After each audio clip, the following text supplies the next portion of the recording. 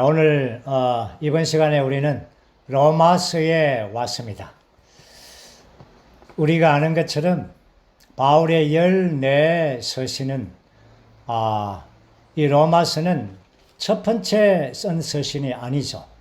바울의 14서신 가운데 6번째의 서신이 로마서입니다.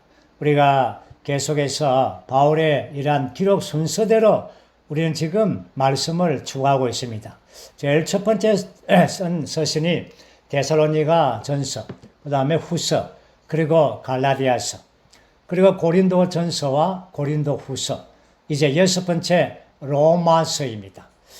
그런데 성령은 바울의 6번째 쓴 이 서신 로마서를 성경의 배열에서 첫 번째 위치를 두었습니다. 14서신에서 바울의 그 첫 번째 위치가 로마서에 둔 것입니다. 그러므로 로마서는 바울의 이러한 전체적인 완성하는 이러한 복음의 가장 기본적이고 골격이 되는 그런 진리의 항목들을 가지고 있습니다. 오늘 우리는 로마서를 우리가 추구할 터인데 우리의 이 로마서 안에는 많은 기본적인 진리의 항목들이 포함되어 있을 뿐 아니라 또한 우리의 생활의 방면들을 깊이 있게 다루어 주고 있습니다. 먼저 이 로마서의 이 구조, 조감, 이 조감도처럼, 이 조망처럼 로마서의 조망을 보면 첫 번째 이러한 네 개의 정거장으로 구성되어 있습니다. 그것은 바로 칭의의 정거장, 그 다음에 그 정거장에서 다시 나아가면은 거룩함의 정거장, 또 거룩함의 정거장에서 나아가면 그리스도의 몸의 정거장, 또 몸의 정거장에서 나아가면 교회 생활의 정거장. 그러므로 칭의의 정거장에서 교회 생활의 정거장까지의 마지막 정거장까지를 이어주고 있습니다. 이 정거장이라는 이 의미는 진행한다는 것입니다. 칭의에서부터 거룩함으로, 거룩함에서부터 그리스도의 몸으로, 그리스도의 몸에서 교회 생활 안으로 이렇게 전진되는 것입니다. 그러므로 로마서는 이 칭의로부터 시작해서 지방교회의 생활을 마치고 있습니다. 그리고 이 로마서의 전체적인 구조를 보면 그 구조의 중심은 세 가지의 단어입니다. 구원, 생명, 건축입니다. 구원을 다루고 있죠.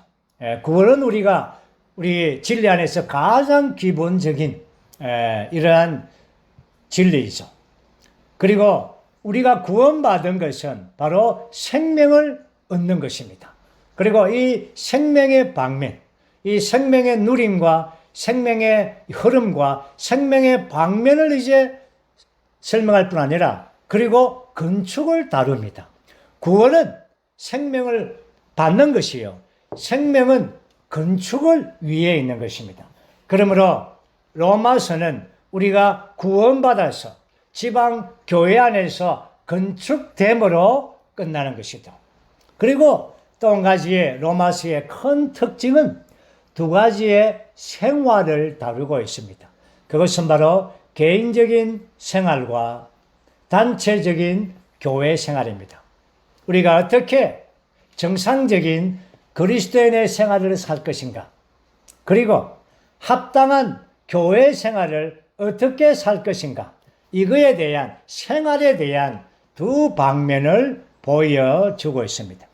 그리고 로마서 전체를 하나의 단어를 설명하자면 뭐라고 설명하겠습니까?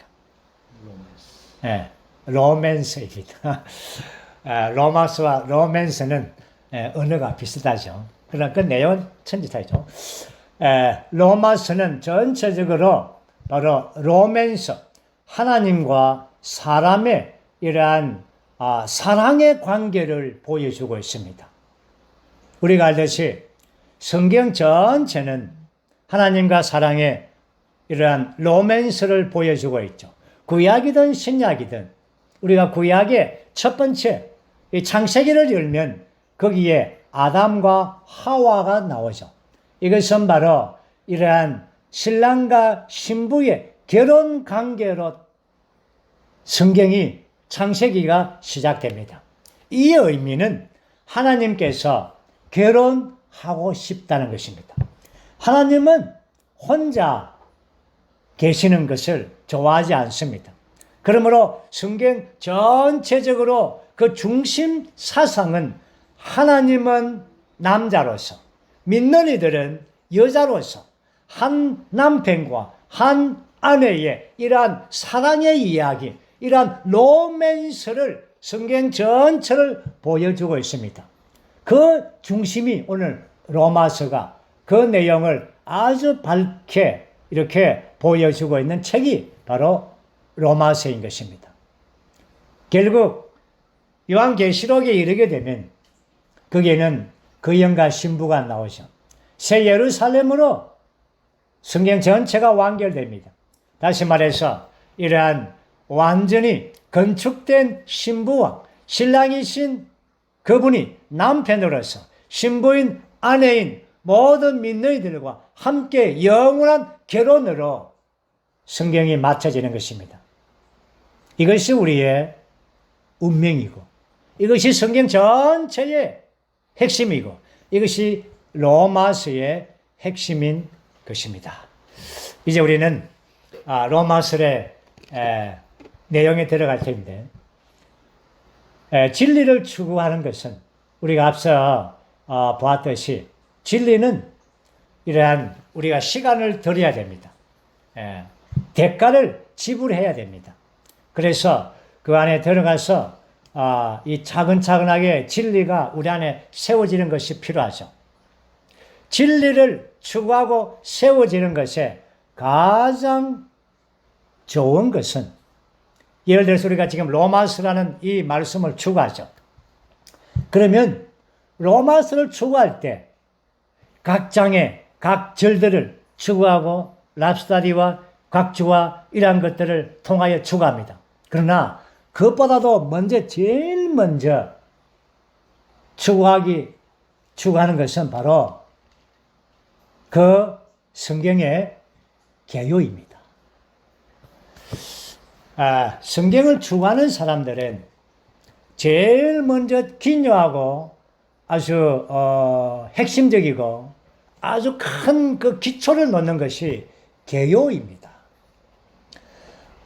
개요는 그 성경 전체의 어떤 이러한 조망을 보여주는 이러한 광경이죠. 그래서 그 어떠한 성경을 대할 때 그 성경의 개요를 먼저 충분하게 인식하고 개요 안에 깊이 들어가면 그 성경 전체가 거의 열려지게 되는 것입니다. 그리고는 그 내용 안에 가지들 안에 숲으로 이제 들어갈 수가 있죠. 개요는 그 전체 나무를 보는 것입니다. 그 성경의 나무를 보는 것이죠. 그러므로 로마서는 이러한 16장까지 되어 있지만 이 개요화 시키면 그 어떤 개요의 중점을 보면 8단락으로 되어 있습니다. 또 8단락을 그 8단어로서 요약할 수가 있습니다. 그 첫 번째가 바로 서문으로서 하나님의 복음, 두 번째는 유죄 판결, 세 번째는 의롭다 하심, 네 번째는 거룩하게 됨, 다섯 번째는 영광스럽게 됨, 여섯 번째는 선택, 일곱 번째는 변화, 여덟 번째는 결론으로 복음의 완성. 이렇게 해서 로마서 전체는 이러한 조망을 볼 때, 조감도를 볼 때 8개의 단락으로 8단어로 나누어지는 것입니다. 이것을 이러한 로마서 전체를 이 8단락을 하나님의 구원의 관점에서 또 한번 보기를 원합니다. 하나님의 구원의 관점에서 보면 바로 서론에서 하나님의 복음은 바로 그분의 구원을 위한 것이죠. 그 다음에 이제 두 번째 유죄 판결이 나옵니다. 유죄 판결은 구원이 필요하다라는 것을 보여주죠. 그리고 의롭다 하심이 나오는데 의롭다 하심은 구원을 이제 이룬다라는 것입니다. 그 다음에 거룩하게 되는 것은 구원 안에 있는 생명의 과정들이라고 나타낼 수가 있죠. 그리고 영광스럽게 되면 하나님의 구원의 목적입니다. 그리고 선택이라는 단어가 나오죠. 선택은 9장에서 11장까지 나오는데 이 선택은 바로 하나님의 구원의 경륜입니다. 그분의 경륜 안에 있는 구원이죠. 그 다음에 7번째 변화는 무엇인가? 하나님의 구원 안에서의 생명의 실행입니다. 그리고 마지막으로 결론, 복음의 완성은 구원의 최종적인 완성입니다. 이렇게 해서 로마서가 이런 하나님의 구원의 관점에서 우리가 볼 수 있는 8 방면들이죠. 이제 우리는 이 말씀에 오늘은 이 장별로 다루는 것보다 이 단락별로, 개요별로 우리가 다룰 것입니다. 오늘은 하나님의 복음인 서문과 유죄 판결 이 두 항목을 우리가 다룰 것입니다. 그다음에 이제 다음부터는 아주 좀 더 깊이 있게 이러한 의롭다 하심, 칭의와 또 거룩하게 됨 이러한 항목들을 우리가 다루게 될 것입니다. 이것이 우리 안에서 진리가 하나씩 세워지는 문제일 것입니다. 진리가 조성되는 문제인 것입니다. 이제 우리는 이 로마서의 주제를 함께 선포하겠습니다. 하나님의 복음, 죄인들을 하나님의 아들들이 되게 하여 그리스도의 몸을 조성하고 각 지방에 있는 교회들로 표현되게 함. 로마서의 주제는 하나님의 복음입니다. 그 복음의 시작점은 죄인들입니다. 에베소서에서는 하나님의 관점에서 바울이 썼기 때문에 죄인의 관점을 보지 않습니다. 영원 전에 하나님의 관점에서 에베소서는 썼죠. 그러나 로마서는 죄인의 관점, 우리의 관점에서부터 시작됩니다. 우리는 죄인이었죠. 이제 죄인이 어떻게 하나님의 아들들이 되는가? 이것이 로마서 안에 있는 이런 모든 이 개요의 과정들입니다. 로마서의 내용들은 죄인들이 하나님의 아들들이 되게 하는 것입니다. 그래서 그들이 그리스도의 몸으로 조성되고 그리고 각 지방 교회 안에서 바로 삼일 하나님을 나타나고 표현하게 하는 것입니다. 로마서에서의 이러한 마지막 결론의 완성은 지방 교회입니다. 교회들 안에서 죄인들인 그들이 하나님의 아들들이 되어서 하나님의 모든 어떠한 풍성들을 나타내고 표현하는 것입니다. 이것이 하나님의 복음입니다. 복음.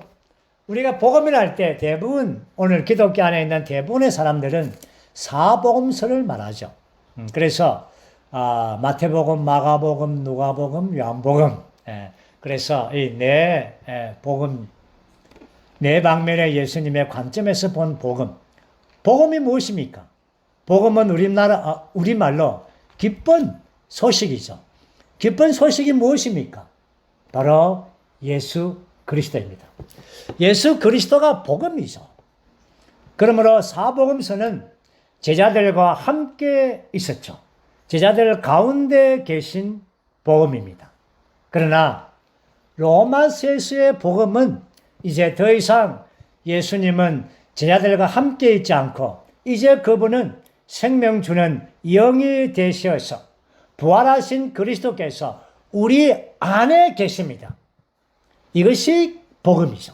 그러므로 사복음서보다 이러한 로마서의 제5복음, 5째 복음이 더 깊고 더 주관적입니다.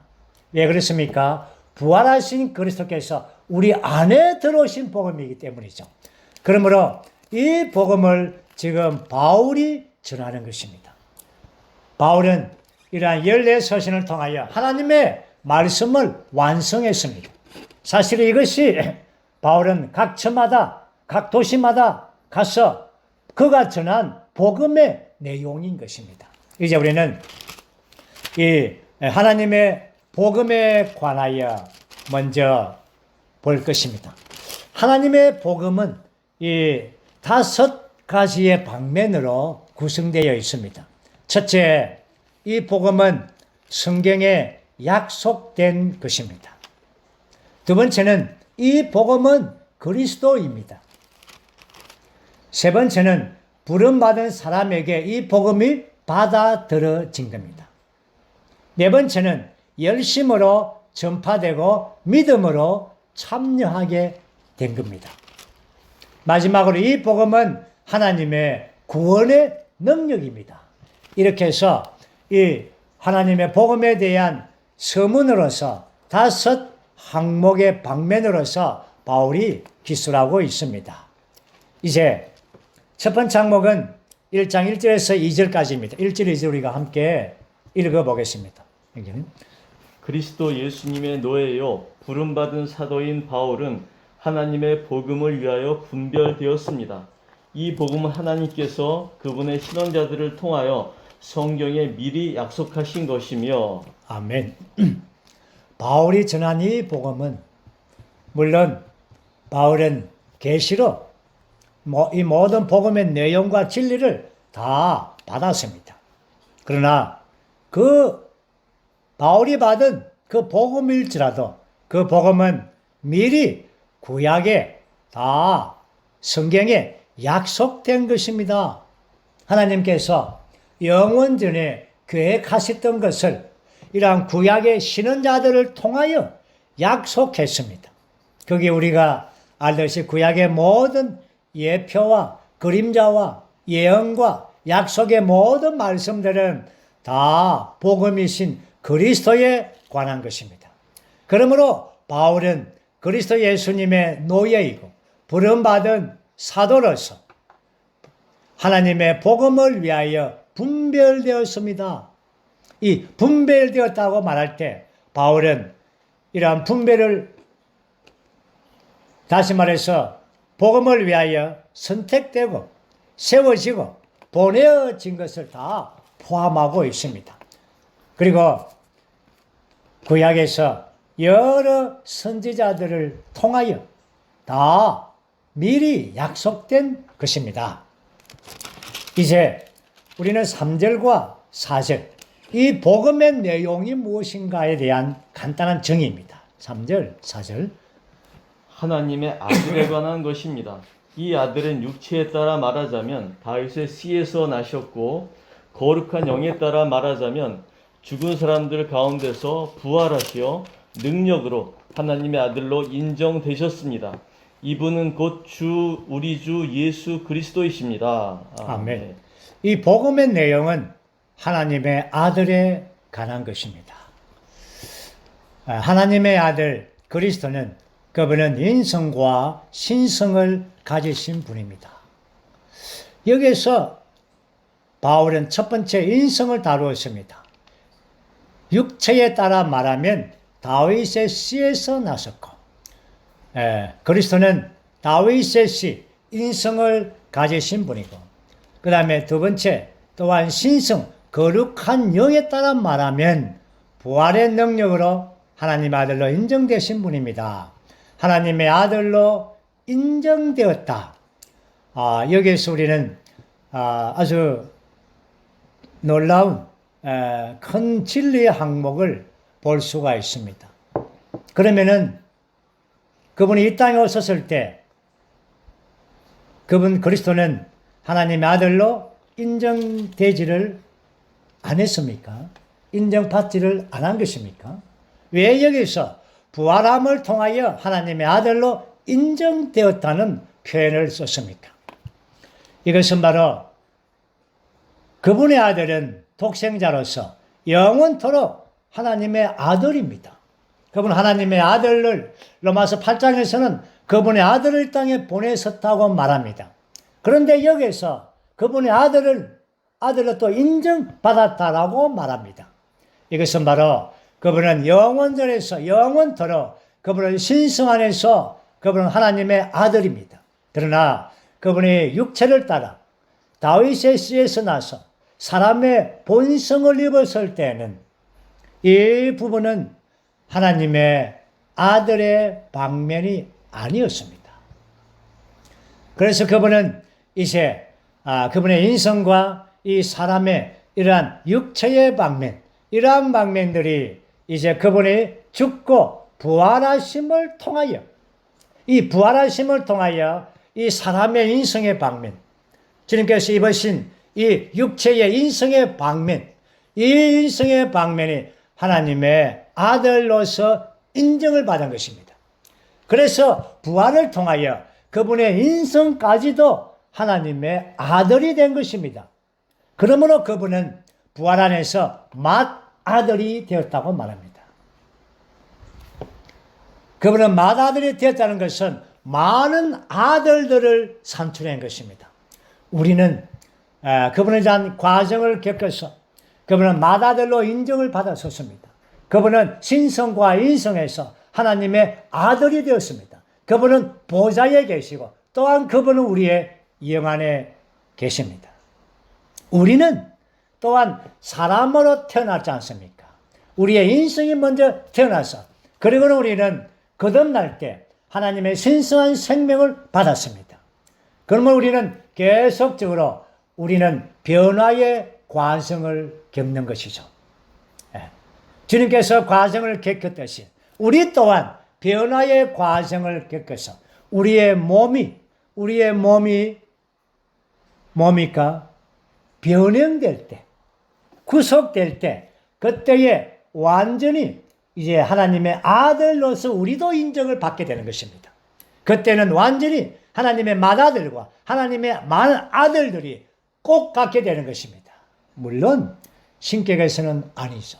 그러나 생명과 본성과 외형과 모양과 기능에서 똑같은 하나님의 아들들이 되는 것입니다. 이것은 바로 아주 깊은 진리이죠. 오늘날 기독교에서 갖지 못한 진리입니다. 모든 자매님들은 이러한 진리에 대하여 우리가 말할 수 있기를 원합니다. 이제 우리는 이러한 복음이 부름받은 사람들에게 받아들여지신 이 방면은 5절, 6절, 7절입니다. 읽어보죠. 그분을 통하여 우리가 은혜와 사도의 직분을 받은 것은 그분의 이름을 위하여 모든 이방인 가운데서 사람들을 믿음에 순종하게 하기 위한 것입니다. 여러분도 그들 가운데서 부름받아 예수 그리스도께 속한 사람들이 되었습니다. 하나님의 사랑을 받고 부름받은 성도들이 된 로마에 있는 모든 사람에게 하나님 우리 아버지와 주 예수 그리스도에게서 오는 은혜와 평안이 있기를 바랍니다. 아멘. 사도는 먼저 은혜와 사도의 직분을 받은 것을 말하죠. 그분의 이름을 위하여 모든 이방인 가운데서 사람들을 믿음에 순종하게 하기 위한 것입니다. 사도는 그의 모든 주님께 받은 그러한 은혜와 복음의 위임들을 많은 이방 사람들 가운데서 복음을 선포함으로 그들이 믿음에 순종하게 하는 것입니다. 자, 사도들은 복음을 위하여 보냄을 받은 자들이죠. 오늘 우리는 사도라고 감히 말할 수가 없습니다. 물론이죠. 그렇지만 또 다른 방면에서 우리는 또한 사도라고 말할 수가 있습니다. 복음을 위하여 우리가 보냄을 받았다면 우리는 또한 사도들이죠. 보냄을 받은 자들입니다. 그러나 여기에서 이 믿음에 순종하게 되는 것입니다. 믿음에 순종하는 것은 바로 예수님을 믿는 것입니다. 가장 불순종하는 사람이 누굽니까? 악한 사람이 누굽니까? 믿지 않는 자입니다. 오늘 우리는 순종하는 자입니다. 믿음에 먼저 순종했는 것입니다. 그래서 그들 가운데서 부름을 받아서 예수 그리스도께 속한 사람들이 되었습니다. 이러한 믿음에 순종한 결과는 예수 그리스도께 속하게 되는 것입니다. 예수 그리스도께 속했다는 것은 주 예수님께서 가지고 있는 그분의 모든 풍성을 누릴 수 있는 위치를 가진 것입니다. 유기적인 연결 안에 있는 것이죠. 포도나무의 가지가 나무에 붙은 것처럼 오늘 우리는 그리스도 예수님께 속한 사람들이 되어서 이렇게 은혜의 모든 풍성을 누리게 되므로 이번에는 7절 마지막에서 그들은 바로 은혜와 평강이 있게 되는 것입니다. 우리는 이러한 그리스도의 풍성을 누릴 때에 은혜를 누리는 것입니다. 은혜를 누릴 때에 이 은혜는 우리 안에서 평안이 되는 것입니다. 온 세상은 사람들에게 평안을 주지를 못합니다. 여러분, 이러한 팬데믹의 상황에서 백신이 우리에게 평강을 주겠습니까? 평안을 주지 못합니다. 주님께서 오는 은혜만이 우리에게 내적으로 깊은 평안을 주시는 것입니다. 우리는 믿고 순종함으로 그리스도 예수님께 속한 사람들이 되어서 은혜와 평강을 가지게 된 것입니다. 이제 네 번째 항목은 열심으로 전파되고 믿음으로 참여하게 되는 문제입니다. 이것은 우리는 8절, 9절, 10절 세 구절만 읽어보죠. 먼저 내가 여러분 모두에 대하여 예수 그리스도로 말미암아 내 하나님께 감사드리는 것은 여러분의 믿음이 온 세상에 널리 전해졌기 때문입니다. 내가 기도할 때 항상 여러분을 얼마나 끊임없이 언급하는지에 대해서는 하나님의 아들의 복음 안에서 그리고 나의 영 안에서 섬기는 하나님께서 나의 증인이 되십니다. 이제 나는 어떻게 하든지 하나님의 뜻 안에서 여러분에게 나아갈 형통한 길이 열리기를 간구합니다. 아멘. 여기서 사도의 이러한 복음 전파는 첫 번째는 사도의 바울의 영 안에서 9절 말씀 보면 하나님의 아들의 복음을 위하여 나의 영 안에서 많은 기독교 신학자들은 이 영이라는 문제를 다룰 때에 항상 성령을 언급하죠. 그래서 복음을 전할 때에 성령을 안에서 성령을 통해서 성령을 강조합니다. 그러나 복음을 전하는 자의 가장 첫 번째 항목은 바로 복음 전하는 자의 영입니다. 바울은 나의 영 안에서 하나님의 복음을 위하여 섬긴다고 말합니다. 그러므로 우리는 다른 수단이 없습니다. 많은 좋은 이런 예화라든지 또 여러 가지 악기라든지 음악이라든지 이런 수단은 별로 통하지 않습니다. 복음의 가장 좋은 수단은 우리의 영입니다. 그리고 두 번째는 기도함으로. 복음을 전할 때에 항상 기도함으로 기도를 통하여 복음이 전파되는 것입니다. 복음은 기적적인 거 아주 탁월하고 놀라운 것입니다. 사람의 지혜와 사람의 능력에 의해서 전달되는 것이 아닙니다. 이것은 우리의 영 안에서 기도함으로 영 안에서 전달되는 것이죠. 그리고 열심으로 농부가 밭에 씨를 뿌리고 수고하듯이 열심으로 증거하는 것입니다. 이럴 때에 하나님께서 이러한 복음의 영을 통하여 사람들에게 이렇게 분배되게 하는 것입니다. 이것이 바로 그럴 때의 믿음의 순종함으로 예수 그리스도를 받아들이게 되죠.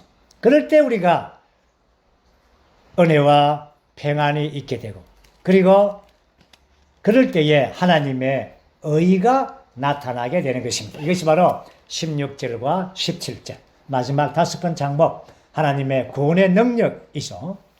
나는 복음을 부끄러워하지 않습니다. 왜냐하면 이 복음은 먼저 유대인에게 그리고 헬라인에게까지 모든 믿는 사람을 구원에 이르게 하는 하나님의 능력이기 때문입니다. 믿음에서 나와 믿음에 이르게 하는 하나님의 의가 이 복음에 계시되어 있는데 이것은 성경에 그리고 의인은 믿음으로 생명을 얻고 살 것이다 라고 기록된 것과 같습니다. 아멘. 하나님의 구원에는 능력이 있습니다. 구원의 능력은 엄청난 것이죠. 사람의 존재를 완전히 바꿀 수 있는 능력입니다. 외적으로 불못에서 하나님의 왕국으로 옮겨지는 능력이죠. 여기에서 이 복음은 유대인에게 또한 헬라인에게 또한 모든 사람을 구원에 이르게 하는 하나님의 능력입니다. 어떻게 해서 이러한 하나님의 능력이 나오는가? 이것은 바로 하나님의 의가 이 복음에 계시되어 있기 때문입니다. 바울은 이 시점에서 하나님의 사랑이라고 하나님의 은혜라는 표현을 쓰지 않았습니다. 이러한 복음의 능력이 나오는 것은 하나님의 의가 있기 때문인 것입니다. 우리가 알듯이 요한복음 3장 16절에서 하나님께서 세상을 이처럼 사랑하사, 다시 말해서 하나님의 구원은 이러한 사랑의 이러한 동기를, 사랑을 말합니다. 에베소서 2장에서도 하나님의 은혜로 이러한 구원을 말합니다. 그러나 여기에서는 하나님의 사랑과 하나님의 은혜를 말하지 않고 하나님의 의를 말하고 있습니다. 하나님의 사랑과 은혜를 다룬다면 그분께서 기분이 좋으시면 우리를 사랑하시고 기분이 나쁘시면 사랑 안 해도 됩니다. 법적으로 아무런 문제가 없습니다. 하나님께서 원하시는 대로 할 수가 있습니다. 사람들을 사랑할 수도 있고 미워할 수도 있죠. 그러나 그분은 이 의에 묶이게 되면 그분은 구원하지 않으면 안 되게 되는 것입니다. 다시 말해서 바울은 이 구원의 이러한 복음의 능력이라고 말할 때 이 능력은 하나님의 사랑과 은혜에서 나온 것이 아니라 하나님의 의에서 나온 것입니다. 그러므로 이건 법적인 것 아닙니까? 법적인 것입니다.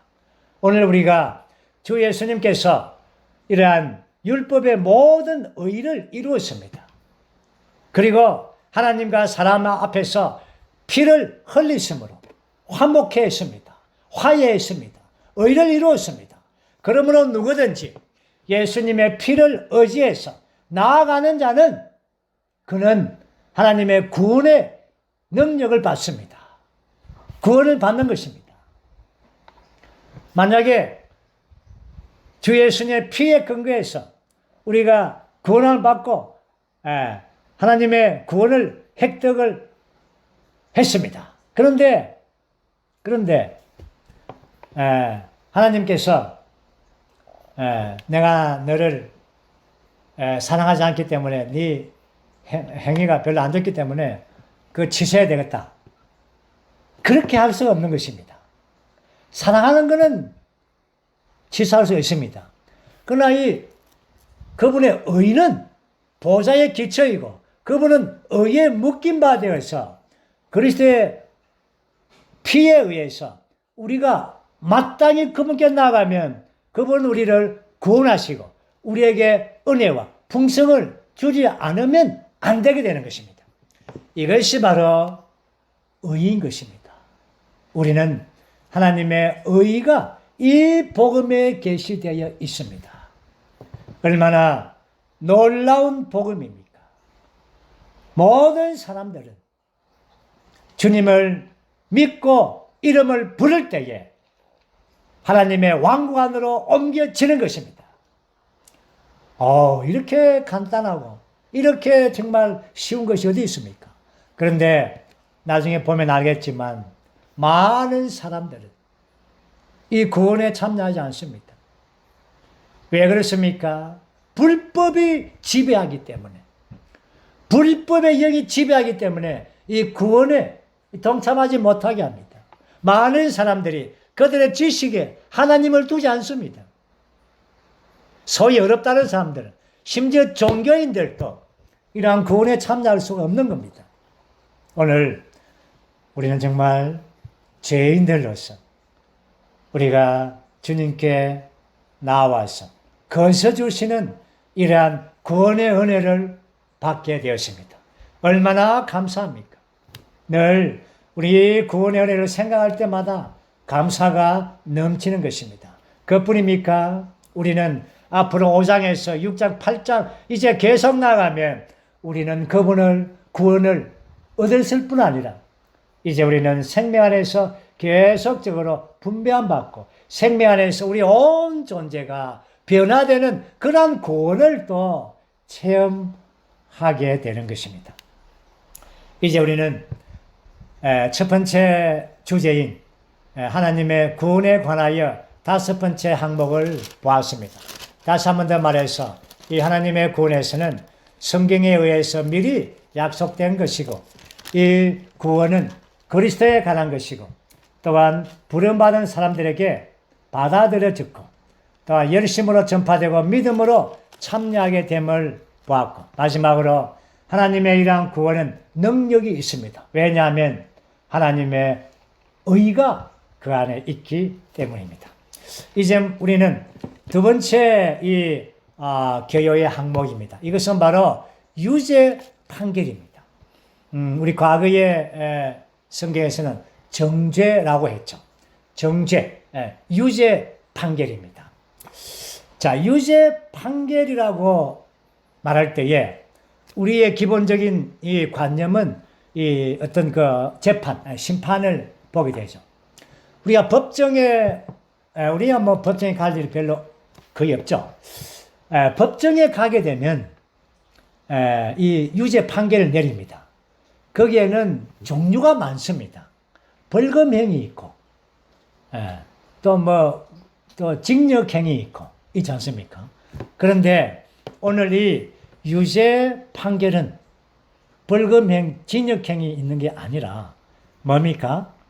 사형입니다. 사형, 죽음입니다. 유죄 판결.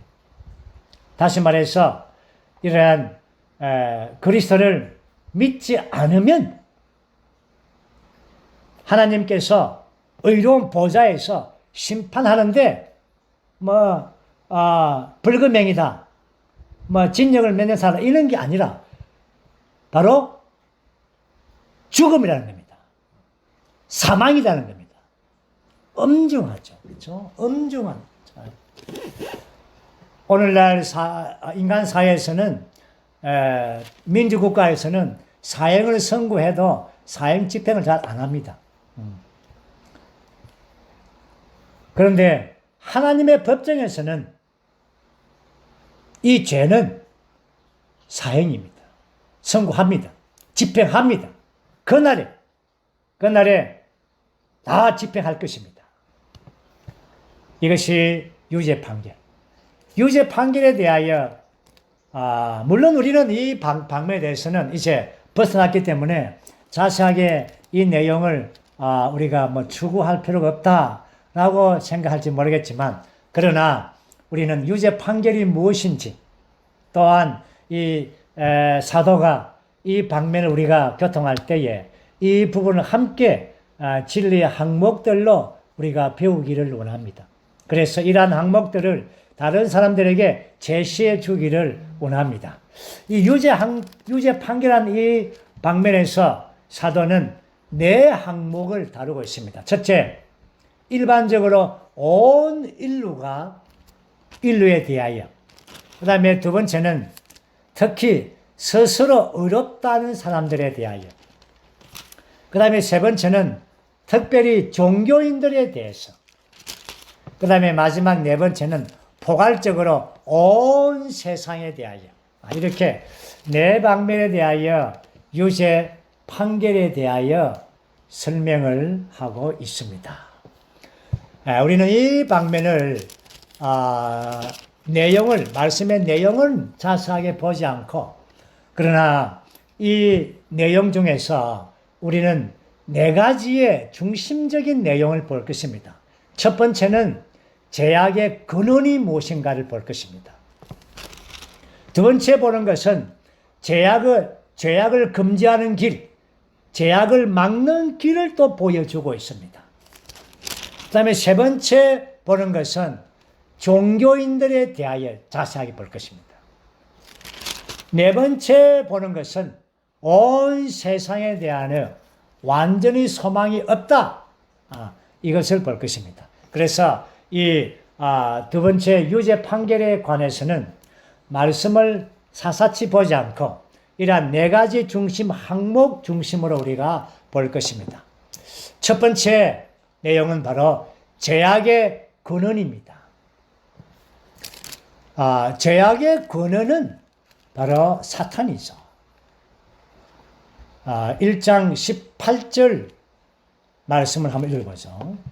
하나님의 진노가 불의로 진리를 억누르는 사람들의 모든 경건치 않은 것과 불의한 것에 대하여 하늘로부터 계시됩니다. 아멘. 죄악의 근원의 방면에서는 네 가지 이 소항목이 있습니다. 그것은 바로 불의가 진리를 막는 것입니다. 사탄이, 그렇죠? 오늘 앞에서 우리가 봤듯이 이러한 사도들의 이러한 복음의 이러한 말씀, 복음의 이 구원의 이러한 진리들을 말할 때에 온 인류 가운데서 사탄이 이러한 진리를 진노가 불의로 진리를 억누르는 것입니다. 왜 그들이 이러한 진리를 받아들이지 못합니까? 사탄이 그 안에 역사에서 불의가 진리를 억누르게 만드는 것입니다. 그 다음에 1장 28절 말씀을 보겠습니다.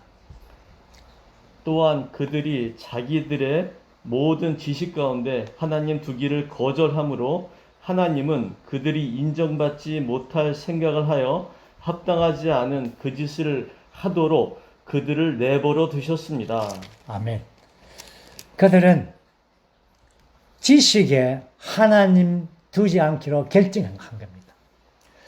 오늘 세상의 조류와 세상의 풍조와 문화가 하나님을 지식을 두지 않는 문화입니다.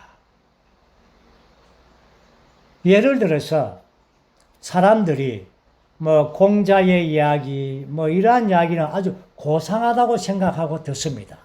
그러나 하나님 이야기하면 아이고 또 그 이야기를 합니다. 이렇게 합니다. 이건 뭡니까? 사람들이 하나님이라는 지식을 말하는 것을 언급하는 것을 싫어하는 겁니다. 아예 금기어가 되는 겁니다. 이게 뭡니까? 사탄의 전략이죠. 그 다음에 세 번째는 1장 21절 말씀을 읽어보죠. 왜냐하면 그들은 하나님을 알면서도 그분을 하나님으로서 영광스럽게 하지 않고 그분께 감사하지도 않으며 오히려 생각하는 것들이 허망하여지고 깨달음 없는 그들의 마음이 어두워졌기 때문입니다. 아멘. 그들은 하나님을 알려고도 하지 않고 지식으로도 안 주고 또한 하나님께 감사하고 경배하고 이러한 것들은 전혀 관심이 없는 것입니다.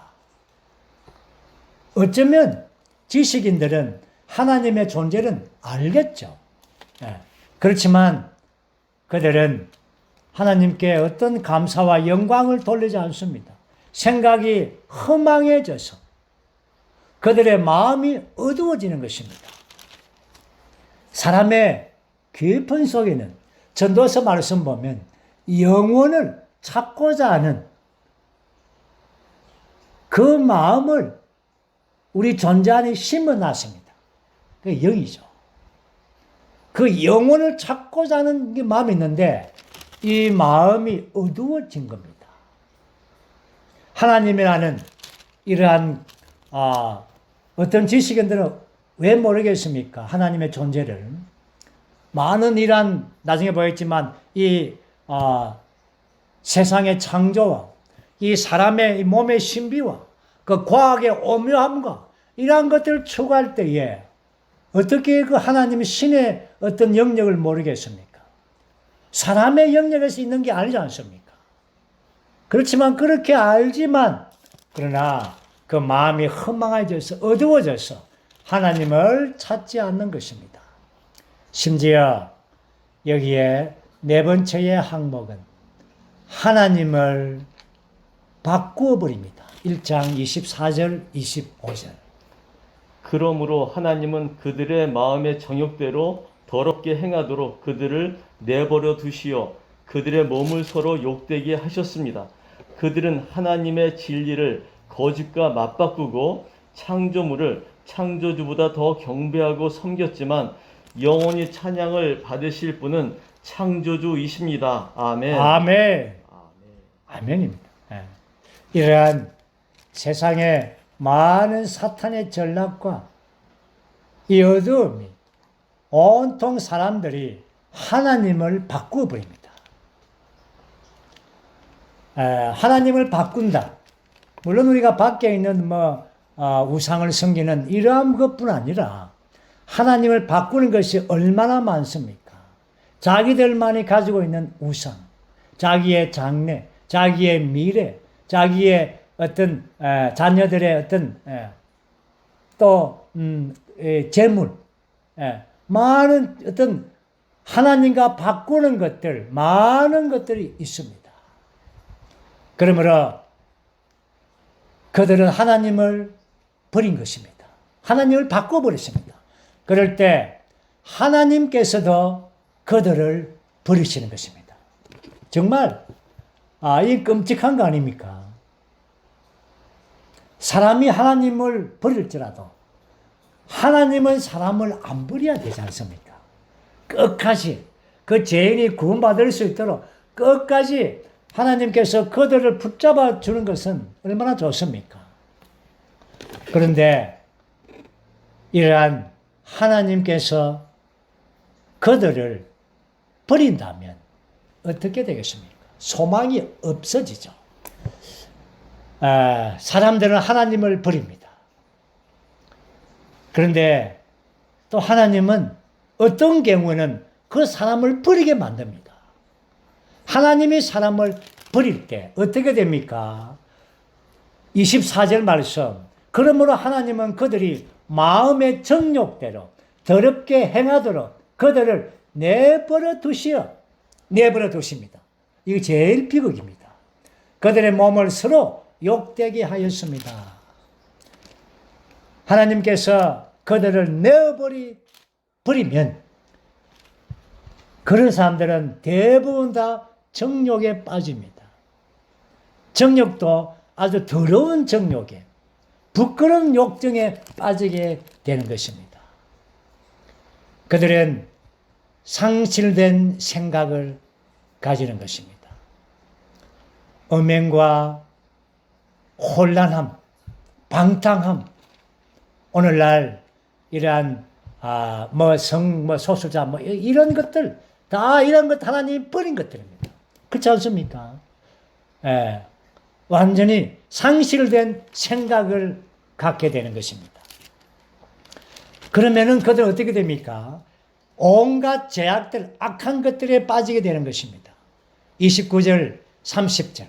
이 악한 것들, 악한 죄악들 우리가 입에 내기가 쉽지 않지만 그러나 한번 읽어보겠습니다. 29절, 30절, 31절까지.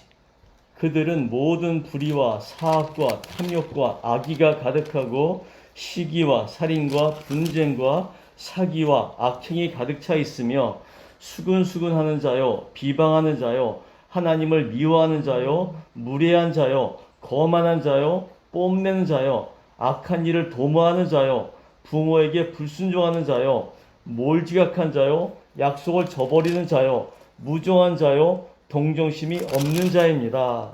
아멘.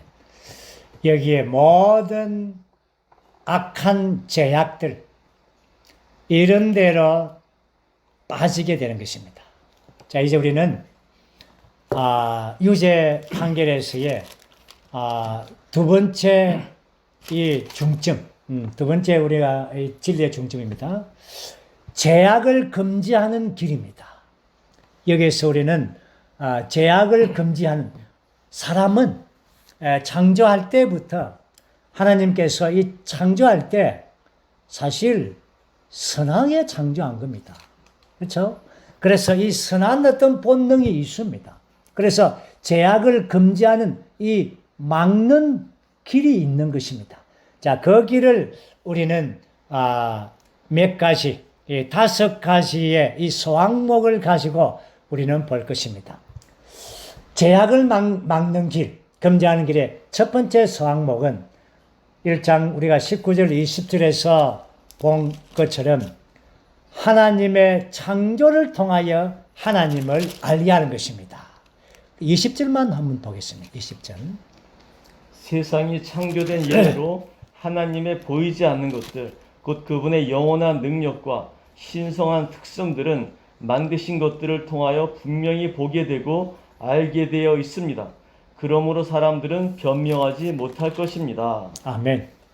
하나님이 없다라고 말하는 사람들, 그들에게 이 하나님의 창조한 이 아름다운 창조물, 이 창조물을 본다면 그 창조물 안에 그 하나님의 영원한 능력과 신성의 특성들을 가지고 있는 것입니다.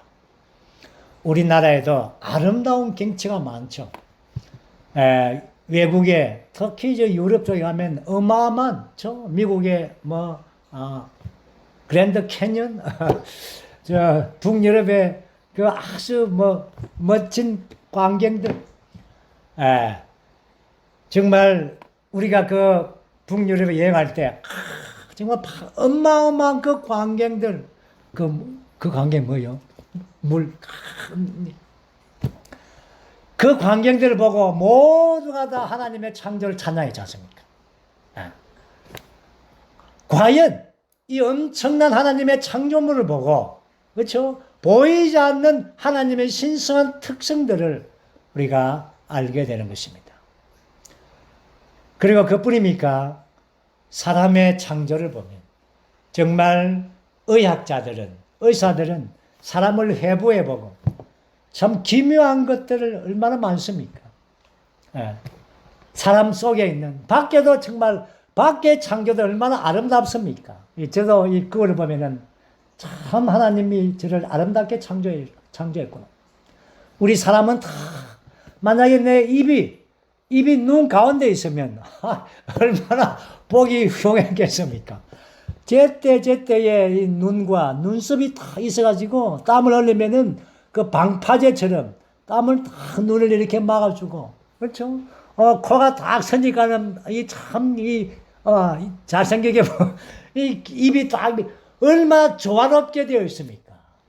하나님의 그뿐입니까? 보이지 않는 우리 모든 내장의 기관들의 그 기능들, 어떻게 이러한 하나님의 창조물을 보고 하나님의 없다라고 말할 수 있겠습니까? 그 다음에 두 번째는 1장 18절과 22절에 우리가 보았듯이 의로 진리를 붙잡는 것이 필요합니다. 다시 말해서 우리의 지식에 하나님을 두는 것입니다. 여호와를 찬양하고 경배하고 섬기고 감사하고, 이런 마음이 정말 우리가 어릴 때에 우리 자녀들, 손주들 낳으면은 우리 아이들은 그들이 비록 구원받고 그렇지 않더라도 어릴 적부터 하나님을 경배하는 걸 배워줘야 됩니다. 하나님께 감사하고, 어떤 일이 생길 때마다 또 식탁에서 하나님께 감사하는 걸 배워주고, 하나님께 영광을 돌리는 것을 보여주고, 우리의 부모의 입에서 하나님께 영광을 돌립니다, 이런 말을 그들에게 보여주고 들려주는 것입니다. 그래서 진리를 배울 때에 의가 진리를 붙잡는 것입니다. 우리 교회 안에 어린이들이 신을 하는데, 말을 이제 앉아 6살짜리가 말을 배우자 말자 성경을 말했습니다. 얼마나 우리가 기뻐했던지, 또박또박하게 그 성경 구절을 이제 말을 배우고 글을 배우는데, 글을 배움과 동시에 성경을 배워서 우리 모든 사람들에게 그 성경을 선포해 주었습니다. 얼마나 감격했는지. 어릴 적부터 이러한 것에 우리가 정말 말씀을 사랑하도록 만드는 것입니다. 그리고 세 번째의 항목은 2장 14절 말씀을 읽어 보겠습니다. 율법 없는 이방인들이 사람의 본성에 따라 율법의 일들을 행한다면 비록 그들에게 율법이 없어도 자기가 자기에게 율법이 됩니다. 아멘. 사람의 본성의 이유를 따라서 순종하는 것은 정말 하나님의 어떠함에 대하여 이러한 순종하는 것입니다. 그러면은 어떠한 죄악이나 거짓된 것이나 남의 물건을 훔치는 것이나 이러한 것에 관여하지 않게 되죠. 왜냐하면 하나님께서 사람을 창조할 때 사람의 본성 안에서 이러한 선한 본성을 심겨 놓은 것입니다. 사람이 타락했더라도 그 선한 본성은 조금 남아 있습니다. 그리고 네 번째는 양심입니다. 2장 15절 말씀.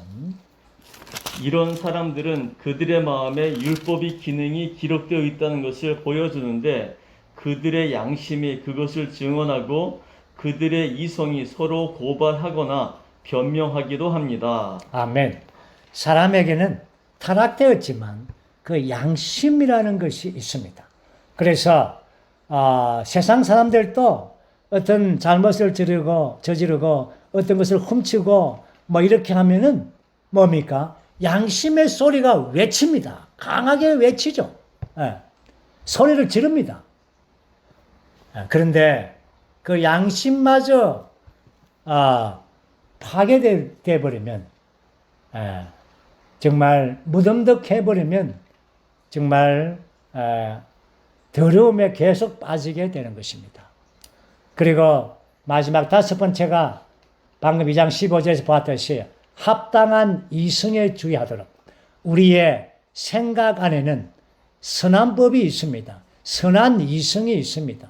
이 모든 것들을 다시 말해서 이 죄악을 금지하도록 하나님께서 이러한 다섯 가지의 항목들을 우리에게 두었습니다. 첫째는 하나님의 창조를 통하여, 두 번째는 의로 진리를 붙잡음으로, 세 번째는 우리의 본성에서, 네 번째는 우리의 양심에서, 다섯 번째는 우리의 생각의 이성 안에서 이런 온갖 죄악을 멀어지도록 하도록 이렇게 우리를 창조해 두었습니다.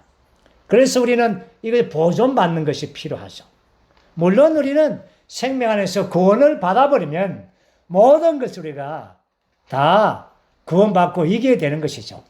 이제 우리는 세 번째 이 유죄 판결에 대한 진리의 항목은 특별히 종교인들에 관한 겁니다. 종교, 사람이 발명한 최고의 문화가 종교입니다. 많은 사람들은 종교를 믿으면 구원을 받는다라고 말합니다. 종교는 구원과 아무런 상관이 없습니다.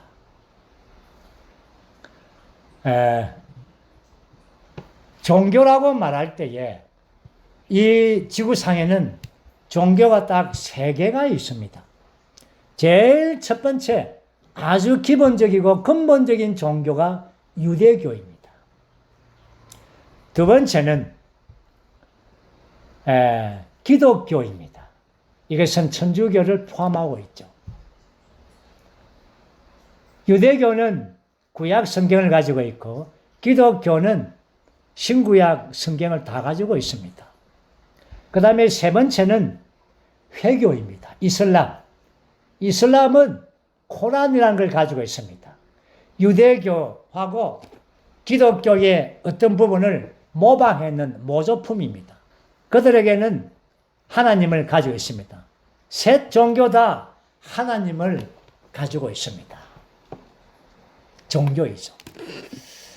자, 종교는 생명과 관계가 없습니다. 우리 모두가 다 기독교를 종교라고 말할 때 지금은 뭐 우리 안에서 이렇게 거부감이 없겠죠. 그러나 기독교 안에 있는 사람들은 많은 거부감을 가질 것입니다. 기독인을 말하는 것이 아닙니다. 기독교계를 말하는 것입니다. 교계. 거기에 그리스도를 말하는 것이 아닙니다. 그런 예수 그리스도를 또한 그리스도인이 있습니다. 그러나 그 모든 것을 다 기독교화시킨 것입니다. 교계를 교화시킨 것입니다. 종교화 만드는 것입니다. 종교에 대한 이러한 특징이 있습니다. 종교의 특징이 무엇입니까? 종교의 특징은 6가지로 설명하고 있습니다. 시간 관계상 제가 성경은 다 보지 않겠습니다. 여러분들이 보시기 바랍니다. 2장 17절 말씀 보면 종교는 겉으로 이름만 있습니다. 두 번째는 밖에 지식으로 하나님만 압니다. 세 번째는 성경을 갖고 있는데 끝으로 갖고 있고 성경을 미신적으로 사용합니다. 오늘 기독교에서 정말 이러한 미신적인 성경을 쓰는 것을 저도 가끔 그런 광경을 우리가 본 적이 있습니다. 네 번째는 의문과 밖의 형식만 가지고 있습니다. 다섯 번째는 영 안에 내적인 실제가 전혀 없습니다. 여섯 번째는 종교인들은 그들의 행동은 비종교인들과 똑같이 행합니다. 이러한 6가지 항목을 바울은 지적했습니다. 종교인들은 그들은 겉에 이름만 가지고 있고 밖에 지식적으로 하나님을 알고 그들은 성경을 가지고 있지만 그러나 그 성경은 교리밖에 안 됩니다. 또한 그들은 원문의 형식들로 가득 차 있습니다. 특별히 천주교에 가보십시오. 얼마나 많은 형식으로 가득 차 있습니까? 그리고 영 안에 내적인 실제가 생명이 없습니다. 오늘 사실 기독교가 생긴 것은 그 시작은 바로 기독교가 아니라 부활한 그리스도이죠. 부활한 그리스도가 단체적으로 교회를 형성한 것입니다. 그러므로 교회는 바로 부활한 그리스도의 생명이 흘러 넘치는 것입니다. 이것이 교회이죠. 그러나 기독교계가 되므로 이러한 종교로 전락하게 된 것입니다. 그러므로 우리 가운데 친척들, 특별히 우리 가족들 많습니다. 종교 안에서 여전히 신음하고 있습니다. 그것이 그들의 그냥 체질이 된 것이죠. 그러나 생명의 빛이 그들의 눈을 비추어서 그들에게 이러한 참된 그리스도의 부활하신 그리스도의 생명을 이러한 복음을 참된 복음을 만지기를 원하는 것입니다. 이러한 복음을 우리는 전파할 이러한 확산할 이러한 부담을 가지시기를 원합니다. 이제 마지막 항목에서 온 세상에 대하여 우리는 3장 10절, 11절, 12절 보겠습니다. 성경에 이렇게 기록되어 있습니다. 의인은 없으니 하나도 없다. 깨닫는 이도 없고 하나님을 추구하는 이도 없다. 모두 빗나가 함께 무익하게 되었고 선을 행하는 이 없으니 하나도 없다. 아멘. 온 세상은 완전히 소망이 없습니다. 여기에 이러한 팬데믹 때문에 소망이 없는 것이 아니죠. 온 세상은 이러한 사탄의 역사로 말미암아 하나님을 찾지 못하는 이러한 온갖 더러움에 빠져 있기 때문에 세상은 소망이 없는 것입니다. 그리고 2장 19절 말씀. 우리가 아는 대로 율법이 말하는 모든 것은 율법 아래에 있는 사람들에게 이르는 것이며 모든 입을 막고 온 세상을 하나님의 심판 아래 있게 하려는 것입니다. 마지막 20절 다 같이.